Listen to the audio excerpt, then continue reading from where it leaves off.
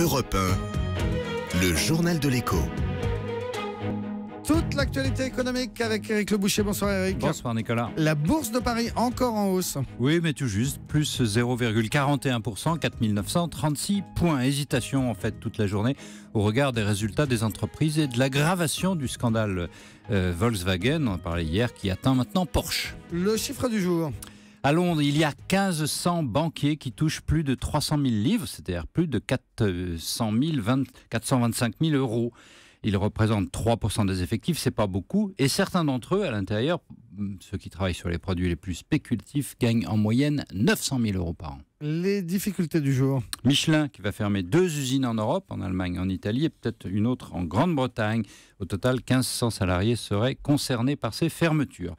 Motif, les ventes de pneus sont en baisse, en tendance en baisse. Le fait du jour, Éric Le Boucher, c'est le gouvernement qui voit exploser des bombes fiscales les unes après les autres. La dernière en date, c'est la taxe sur les terrains non bâtis. Le gouvernement veut la désamorcer. Oui, Christian Eckart a promis hier soir un abattement. Emmanuel Valls a reconnu que le début du quinquennat avait été marqué par une erreur, les hausses d'impôts qui ont provoqué un choc fiscal. C'est une erreur fatale, puisque le choc continue. Cette taxe sur les terrains non bâtis partait, comme toujours, d'une bonne intention, poussée à la construction de logements. Mais la hausse est finalement considérable, elle frappe des ménages modestes qui sont dans l'impossibilité de payer.